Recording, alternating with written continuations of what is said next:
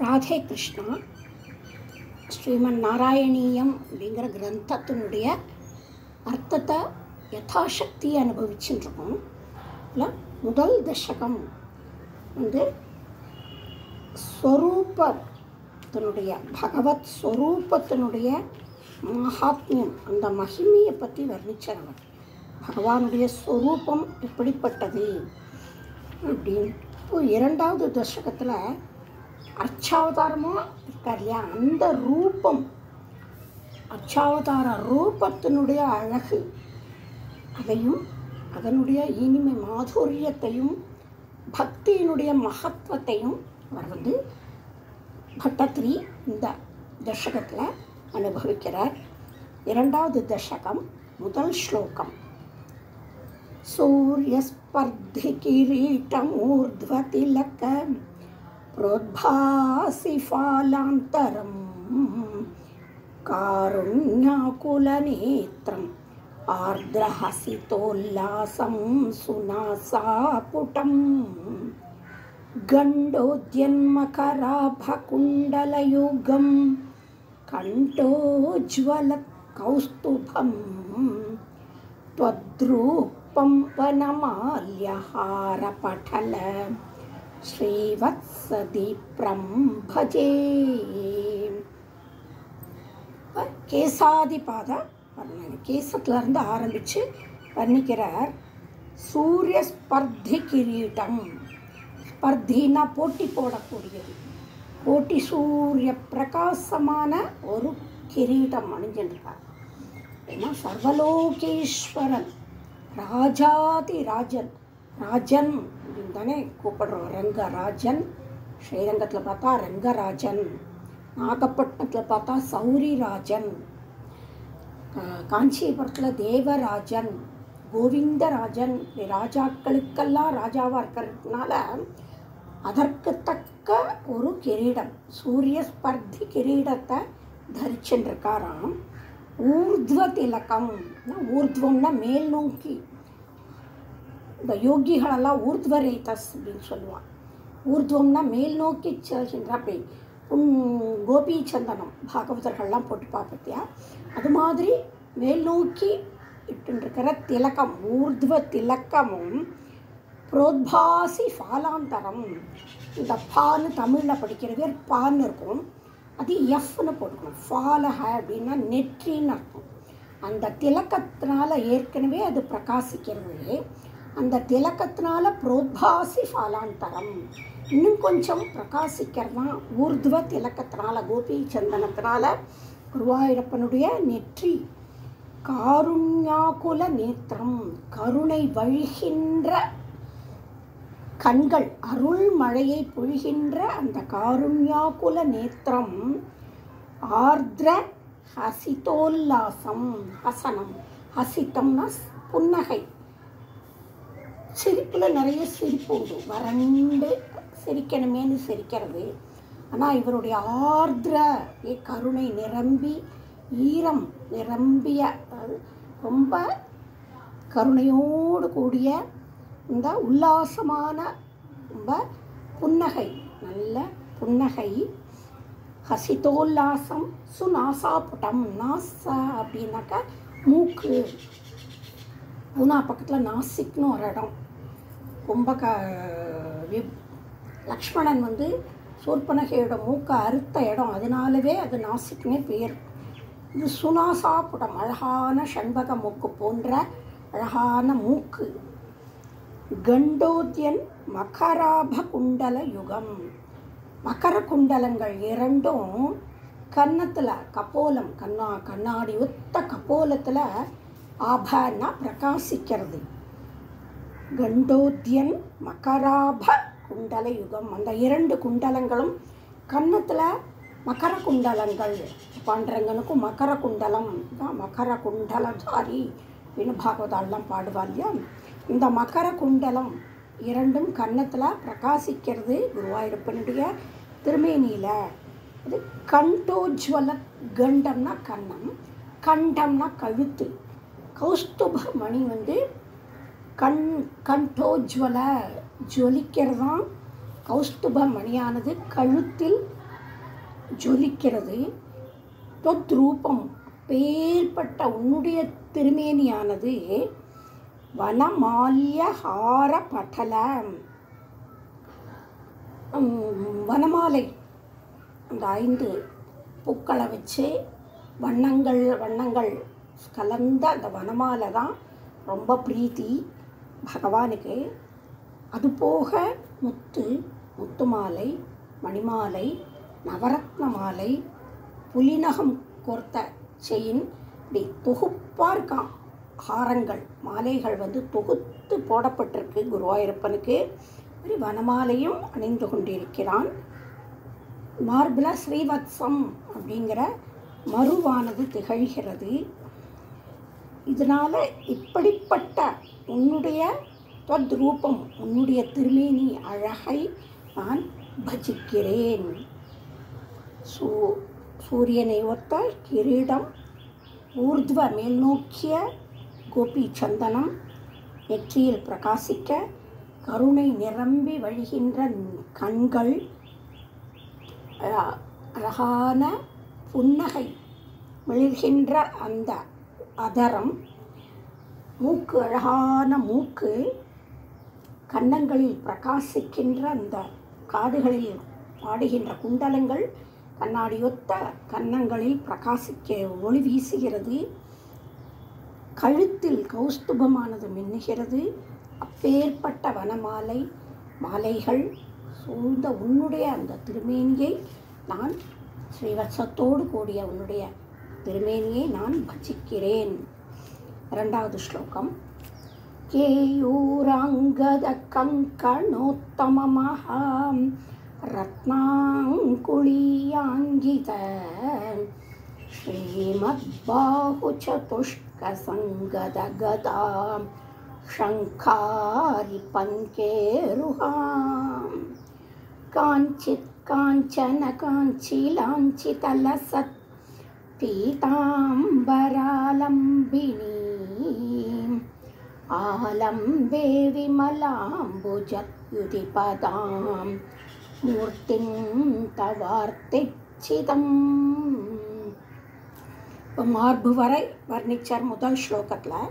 இப்போ 2வது ஸ்லோகத்தில் தோள் வளைகள், கேயூராங்கத கங்கணோத்தம மகாரத்னாங்குளியாங்கித, அந்த 4 கைகளிலும் தோள் வளைகள். கேயூர அப்படின்னாக்க கேயூர அங்கத, தோள்வளைகள் பூட்டப்பட்டிருக்கின்ற அந்த 4 தோள்கள், கங்கணங்கள், காப்புக்கள் அணிந்து கொண்டிருக்கிறாய். ரத்னாங்குளியம், விலை உயர்ந்த ரத்ன அங்குளியம் அப்படின்னாக்க மோதிரங்கள், விலை உயர்ந்த மகாரத்னாங்குளியாங்கித, அந்த மோதிரங்களால் அலங்கரிக்கப்பட்ட உன்னுடைய விரல்கள். ஸ்ரீமத் பாஹு சதுஷ்க, 4 திருக்கைகள் இருக்கின்றன. சங்கத கதா ஷங்காரி பங்கேருகம், அந்த 4 திருக்கைகள்லையும் கதை, ஷங்கு, சக்கரம், பங்கேருகம் அப்படின்னா தாமரைப்பூ. ஒரு கையில் குருவாயூரப்பனுக்கு தாமரைப்பூ இருக்கும். அந்த தாமரைப்பூ ஸ்ரீ அண்ணா சொல்வா, இந்த தாமரைப்பூ கஜேந்திரன் கொடுத்த தாமரைப்பூ வச்சுருக்கானா குருவாயூரப்பன். இந்த 4 திருக்கைகள்லையும் 4 கதை, ஷங்கு, சக்கரம், தாமரைப்பூ ஏந்தி கொண்டிருக்கின்றன. காஞ்சித் காஞ்சன காஞ்சி, இடுப்பில் தங்கத்தாலான காஞ்சி அப்படின்னா ஒட்டியானம், மத்தியில் இருக்கிற பிரதேசம். அதனால் காஞ்சி, காஞ்சன காஞ்சி, காஞ்சனம்னா தங்கம், தங்கத்தாலான மேகலை ஒட்டியானத்தை அணிந்து கொண்டிருக்கிறான்.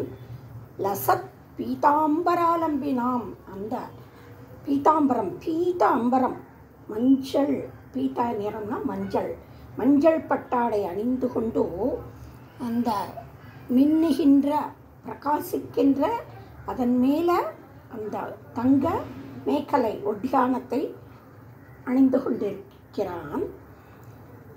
பீதாம்பராலம்பினி, அது மாதிரி பீதாம்பரத்தை மஞ்சள் நிற பொன்னிறமான பீதாம்பரத்தை அணிந்து கொண்டிருக்கிறான். ஆலம்பே அப்படின்னா ஆலம்பனம் அப்படின்னா ஒரு பிடிமானம். இப்போ எங்கேயாவது இப்போ நம்ம மாதிரி சம்சாரங்கிற அந்த கிணத்துல விழுந்தவர்களுக்கு எதையாவது ஒன்று பிடிச்சுட்டு மேலே வரணும் அப்படின்னா ஏதாவது ஒரு கொழு கொம்பு இருக்கணும். ஒரு கொடி படரணும்னா ஒரு கொழு கொம்பு இருந்தால் தான் அதன் மேலே ஏறி அழகாக படர்ந்து பூத்து குலுங்கும். இப்போ ஆலம்பனமாக இருக்கிறது எது? ஆலம்பனம் இப்போ முஸ்லீம்களுடைய படங்கள் அதெல்லாம் பார்த்தா, நாடகங்களில் பார்த்தா ஆலம்பனாம்பா. அரசரையே அவர்கள் ஆலம்பனா தான் கூப்பிடுவா. அது மாதிரி ஆலம்பனம் அப்படிங்கிறது ஒரு பிடிமானம் மாதிரி. அது எது அப்படின்னா விமல அம்புஜ தியுதி பதாம், நிர்மலமான உன்னுடைய பிரகாசிக்கின்ற பிரகாசிக்கின்ற பதங்கள், அந்த பதத்தோடு கூடிய படிப்பட்ட உன்னுடைய மூர்த்தியானது, வர்ணிக்க முடியாத உன்னுடைய மூர்த்தியானது, மூர்த்திம் தவ உன்னுடைய அந்த திருமேனியானது ஆர்த்திச்சிதம் ஜனங்களுடைய கஷ்டங்களை போக்குகிறது. 4 கைகளும் தோள்வளைகள் கங்கணங்கள் ரத்னமயமான மோதிரங்களையும் அணிந்து விளங்குகிறது. அவைகளில் 4 கைகளையும் கதை, சங்கு, சக்கரம், தாமரைப்பூ ஆகியவற்றை ஏந்தி இருக்கின்றன. இடுப்பில் பொன் அரை நாணும் பீதாம்பரமும் உடுத்தி இருக்கிறது. திருவடிகள் அம்புஜ ஜுதி பதாம், திருவடிகள் தூய தாமரைகள் போல் விளங்குகிறது. இப்படிப்பட்ட உன்னுடைய திருமேனியானது துன்பங்களை போக்குகிறது. நம்ம தியானம் பண்ணுறது இருக்கட்டும், போய் பார்க்கறது இருக்கட்டும், இந்த ஸ்லோகங்களை கேட்டாலே மனசு எவ்வளவு திருப்தியாக இருக்குது. அந்த வர்ணனை முதல் 2 ஸ்லோகங்களை கேட்டுட்டே இருந்தாலே போதும். அப்படி ஒரு வர்ணனை அழகு. அந்த நேர கொண்டு நம்முடைய கண் முன்னால் கொண்டு நிறுத்துகிறார் குருவாயூரப்பனுடைய அலங்காரத்தை.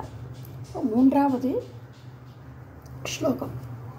யத்ரைலோக்யமஹீயசோபி மஹிதம் சம்மோகனம் மோகனாத் காந்தம் காந்திநிதானதோபி மதுரம் மாதுர்யதுர்யாதபி சௌந்தர்யோத்தரதோபி சுந்தரதரம் त्वद्रूपमाश्चर्यतोऽपि आश्चर्यं भुवनेन कस्य कुतुकं पुष्णाति विष्णो विभो. இந்த ஸ்லோகம் அருமையான ஸ்லோகம். ஏன்னா அவரால் அந்த பகவானுடைய திருமேனியை வர்ணிக்கிறதுக்கு வார்த்தைகளே அவருக்கு கிடைக்கல. டாப் மோஸ்ட் அப்படின்னு இங்கிலீஷில் சொல்லுவான். சூப்பர்லேட்டிவ் டிகிரியில் எல்லாமே சொல்லியிருக்கார். அப்படியும் அவரால் வர்ணிக்க முடியலை. கம்பன் ஒரு பாசுரத்தில் கானகத்துக்கு போகும்போது லக்ஷ்மணனோடையும் வெய்யோன் ஒளி திருமேனியின் விரிஜோதியில் மறைய பொய்யோ என் இடையாளோடும் இளையானோடும் சென்றான் மையோ மறி கடலோ ஐயோ மரகதமோ மறி கடலோ மழை முகிலோ ஐயோ இவன் அழகென்பதோர் அழியாத பொருளே அப்படின்னு சொல்லி பாடுவார். அதாவது சூரியனுடைய ஒளி இவனுடைய மார்பில் பட்டால் இந்த உடம்பில் இருக்கிற ஒளியில் அந்த சூரியனுக்கு தீபாரணை காட்டின மாதிரி ஆகிடுப்பான். பொய்யோ எனும் இடை யாருக்கு? சீதைக்கு. அது மாதிரி இளையானுடன் போகிறாராம். அந்த அழக மை அப்படிங்கிறார் முதல்ல. அப்புறம் மை ஒரு பளபளப்பும் இருக்காது, குளிர்ச்சியும் இருக்காது. அதனால் ஒப்பிட முடியலை. மரகதம், பச்சை மரகதக்கல்லை சொல்கிறார். ஆனால் அது கல். அதில் எந்த விதமான ஒரு குளிர்ச்சி அப்படிங்கிறது இருக்காது, கருணை அப்படிங்கிறது இருக்காது. அதனால் அதையும் விடுறார். அடுத்தது மறிக்கடல், நீளமான கடலை சொல்கிறார். ஆனால் அது உப்புக்கரிக்கிற அந்த குற்றத்தினால அதையும் அவருக்கு எடுத்துக்க பிடிக்கல. மழை முகில்ங்கிறார் கடைசியில். பார்த்தா மழை முகில் அழகுதான்.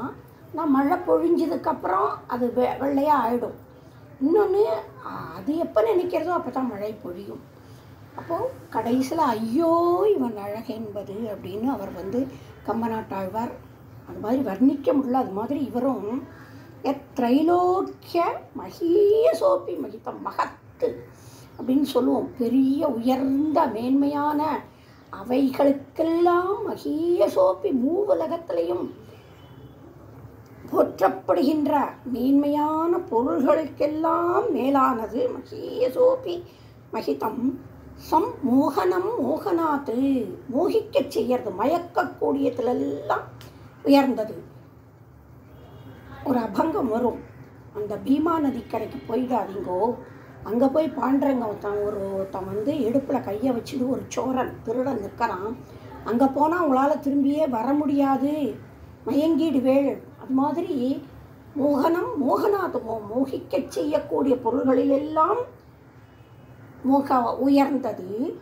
காந்தம் காந்தி நிதானத்தோப்பி மதுரம் இல்லை நிதானத்தோப்பி காந்தம் நக ஒளி வீச பிரகாசி காந்தின்னா ஒளி, காந்தம்னா இழுக்கிறது கவர்றது, இந்த ஒளியினால் எதெல்லாம் மனதை கவர்கின்ற அந்த ஒளியிலெல்லாம் உயர்ந்தது இது மனதை கவர்கின்றது. மதுரம் மாதுரிய துரியாதபி அவரால் ஒப்புக்கு சொல்லவே முடியல. எதெல்லாம் இனிமை மாதுரியம் அப்படின்னு சொல்கிறோமோ அதுக்கு எல்லாத்துக்கும் மதுரமாக இருக்கான் உன்னுடைய திருமேனி. சௌந்தர்யோத்தரத்தோப்பி சுந்தரத்தரம். சௌந்தர்யம்னா மாதுரியம்னா இனிமை, சௌந்தர்யம்னா அழகு. அழகுன்னு எதெல்லாம் சொல்கிறோமோ அத்தனையிலை விட உயர்ந்தது. சௌந்தர்யோத்தரத்தோப்பி சுந்தரத்தரம் தொத்ரூபம். அப்பேற்பட்ட உன்னுடைய ரூபமானது ஆச்சரியத்தோப்பி ஆச்சரியம்.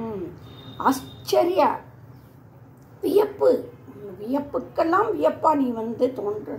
இந்த எது வியப்புன்னு நம்ம எதெல்லாம் ஆச்சரியம்னு எதெல்லாம் சொல்லுவோம் அதுக்கு எல்லாத்துக்கும் மிக மிக ஆச்சரியமான உண்டு. ஆச்சரியம் புவனேன கஸ்ய குதுக்கம். இந்த உலகத்தில் குதுக்கம் ஒரு சந்தோஷத்தை யாருக்கு கொடுக்காது? ஒரு திருடன் பார்த்தாலும் சரி, ஒரு நாஸ்திகன் பார்த்தா கூட மயங்காமல் இருக்க மாட்டான்.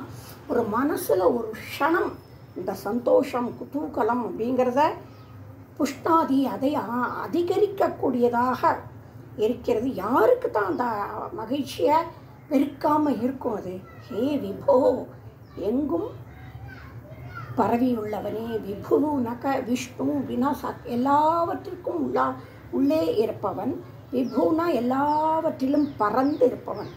அப்பேற்பட்ட உன்னுடைய திருமேனி உலகிலும் மகத்தானதற்கெல்லாம் மகத்தானதாகவும் மயக்குவைகள் எல்லாவற்றிலும் மேலானதாகவும் பிரகாசிக்கக்கூடிய எல்லாவற்றிலும் பிரகாசிக்கக்கூடியதாகவும் இனிமையானவற்றிற்கெல்லாம் இனிமையானதாகவும் அழகான பொருள்களுக்கெல்லாம் அழகாகவும் ஆச்சரியத்துக்கெல்லாம் ஆச்சரியமாக விளங்குகிற உன்னுடைய திருமேனி யாருடைய இன்பத்தை பெருக்காது?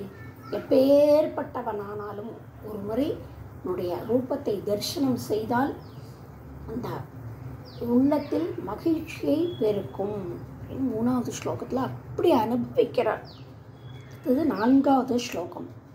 தத்தாத்ருங் மதுராத்மகம் தவ வபுஹு சம்பிராப்ய சம்பன்மயீ சா தேவி பரமோத்சுகா சிரதரம் நாஸ்தே ஸ்வபக்தேஷ்வபி தேனாஸ்யா பத கஷ்டமச்சுத விபோ தொத்ரூபமானோஜ்ஞக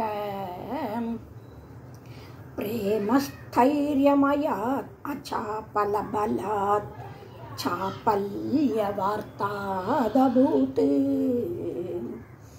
அச்சுதன்னா கைவிடுறது, அச்சுதன்னா உன்னை அண்டியவரை கைவிடாதவனே, விபோ தலைவனே. உன்னுடைய அந்த சா தேவி யார்? மகாலட்சுமி. அந்த தேவியானவள் செல்வம் நிறைந்த அந்த தேவி தது தாத்ருக்கு மதுராத்மகம் தவவப்புகு. உன்னுடைய அப்படிப்பட்ட தாத்ருக்கு அப்படின்னா இப்போ இத்தனை நேரம் வர்ணித்தோம் இல்லையா, அந்த அப்படிப்பட்ட அப்பேற்பட்ட அந்த மதுராத்மகம் மனதை கவர்கின்ற உவமை இல்லாத இனிமையான அந்த திருமேனியை சம்பிராப்பிய அடைந்து, ஏன்னா அவள் உன்னை அடைஞ்சிருக்கா, அகலகில்லேன் இறையும் என்று உன்னுடைய திருமார்பில் கணப்பொழுது கூட அகலாமல் இருக்கிற அந்த தேவியானவள் பரமோத்சுகா உன்னை அடைந்து சம்பன்மையி அப்பேற்பட்ட செல்வம் நிறைந்த அந்த லக்ஷ்மி தேவி உன்னை அடைந்து சம்பிராப்பிய பரமோத்சுகா பரம ஆனந்தத்தை அடைந்தவளாய் சிரதரம்னா சிரஞ்சீவியாக இரு சொல்கிறோம்ல, சிரம் நீண்ட நாட்கள் நாஸ்தே ஸ்வபக்தேஷ்வபி அவள் தன்னை பூஜிக்கிற, அதாவது லக்ஷ்மி தேவி வேணும், வரலக்ஷ்மி பூஜை இன்னும் எத்தனையோ பூஜைகள் லக்ஷ்மி தேவிக்காக இருக்கா, அதை பண்ணுற மகாலட்சுமியை பூஜிக்கிற அவளுடைய பக்தர்கள்ட்ட கூட சிரதரம் நாஸ்தே நீண்ட நாட்கள் இருப்பதில்லை. தேன அஸ்யா பத கஷ்டம் அச்சுத விபோ. அதனால் செல்வம் அப்படிங்கிறது செல்வம் நிரந்தரமாக யார்கிட்டையும் இருக்காது. அதனால் இந்த காரணத்தினால அவளுக்கு ஹே விபோ கஷ்டம், என்ன கஷ்டம் அவளுக்கு சாப்பல்ய வார்த்தாத போது சபலம் உள்ளவள், இங்கேருந்து அங்கே போவ அங்கேருந்து இங்கே போவ அப்படின்னு சபலம் கொண்டவள் அப்படிங்கிற சாப்பல்யம் குணம் உள்ளவள் அப்படின்னு அவளுக்கு ஒரு பேர் வந்துடுத்தோம். பத கஷ்டம், கஷ்டம். அது எதனால் அது மாதிரி இருக்கா அப்படின்னா துவத்ரூப மானோஜ்ஞக உன்னுடைய இந்த மனதை கவர்கின்ற உன்னுடைய அருகில் இருக்கிற அந்த நிலைத்திருப்பதாகிய பிரேம ஸ்தைரியமயாதே ஸ்திரமாக உன்னிடத்திலேயே அவள் நிலைச்சு இருக்கிறதுனால மற்ற பேரை விட்டு போயிடுறான். அதனால் நிலையில்லாதவள் சாப்பல்யம் கொண்டவள் அப்படிங்கிற ஒரு பழிச்சொல் அவருக்கு வந்திருக்கு. செல்வம் மகாலட்சுமிக்கு அது ரொம்ப கஷ்டம், அது வருத்தப்படக்கூடியது. அதாவது உன்னுடைய மதுரமான அந்த திருமேனியை அடைந்த மகாலட்சுமி அவள் பரம சுகத்தை அடைந்தவளாய் இங்கேயே நிலைத்திருக்கா. அதனால் தன்னுடைய பக்தர்கள்ட்ட கூட அவள் நிரந்தரமாக இருக்கிறதில்ல. அதனால் அவளுக்கு சபலம் குணம் உடையவள் அப்படின்னு ஒரு கெட்ட பேர் வந்துடுத்தே அப்படின்னு வருத்தப்படுறார் இந்த ஸ்லோகத்தில். அடுத்தது 5வது ஸ்லோகம். லக்ஷ்மி ஸ்தாவகராமணீயகஹ்ருதை வேயம் பரிஷ்வஸ்திரேதி அஸ்மின்னன்யதபி பிரமாணம் அதுனாம் வக்ஷ்யாமி லக்ஷ்மீபதே ஏத்வத்யானகுணானுகீர்த்தனரசாம் சக்தாஹி பக்தா ஜனாக தேஷ்வேஷா வசதி ஸ்திரைவ தயித பிரஸ்தாவதத்தாதரா. இப்போ லக்ஷ்மி ஹே லக்ஷ்மிபதே லக்ஷ்மின் நாதனே தலைவனே, இந்த லக்ஷ்மி தாவக ராமணீயக ஹிருதைவேயம் பரேஸ்வஸ்திரேதி, அதாவது உன்னுடைய அழகுனால உன்னுடைய ரமணீயமான இந்த அழகுனால கவரப்பட்டிருக்கிறாள். அதனால் பரேஷு அஸ்திரேதி மற்றவர்கள்ட்ட அவள் நிலையாக இருப்பதில்லை.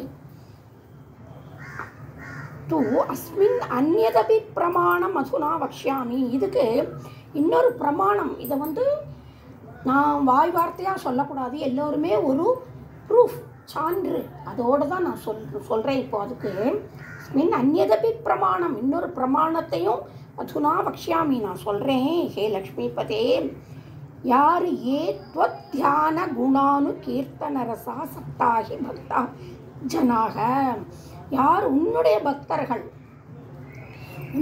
உன்னுடைய தியானத்திலையும் உன்னுடைய குணங்களை கீர்த்தனத்திலையும் அதிலேயே மூழ்கி இருக்கிற அந்த ஆனந்தத்தில் மூழ்கி இருக்கிற அந்த பக்த ஜனங்களை விட்டு தேஷ்வேஷா வசதி ஸ்திரைவ தைத்த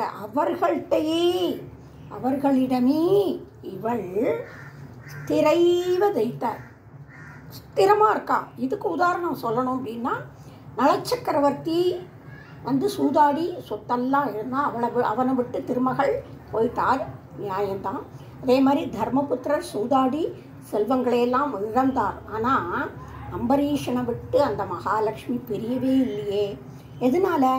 உன்னுடைய கீர்த்தனங்களையும் தன்னோட பக்தர்கள்ட்ட கூட அவள் ஸ்திரமாக இருக்க மாட்டான்னு போன ஸ்லோகத்தில் சொல்லிட்டு இந்த ஸ்லோகத்தில் சொல்கிறார், உன்னுடைய புகழை பாடுறதி, அவர்கள் கீர்த்தனங்களை பாடுறதுலையும் உன்னுடைய குணங்களை கதைகளாக சொல்கிறதுலையும் அதை கேட்டு சந்தோஷப்பட்டு அந்த ஜனங்கள்கிட்ட விஸ்வேஷா வசதி ஸ்திரைவ அவர்கள்ட்ட ஸ்திரமாக அவள் அன்பு தன்னுடைய கணவனுடைய பற்றிய செய்தியில் அதை கேட்கறதுக்காக அவர்கள்ட்ட நிலையாக இருக்கா. ஏன்னா உன்னுடைய அழகினால் கவரப்பட்டு மற்றவர்கள்ட்ட அவன் நிலையாக இருக்கிறதில்ல. இதுக்கு பிரமாணம் நான் சொல்லணும் அப்படின்னாக்க, யாரெல்லாம் உன்னுடைய தியானத்தை உன்னை தியானித்து உன்னுடைய குணங்களை பாடுற ஆனந்தத்தில் மூழ்கி இருக்கிற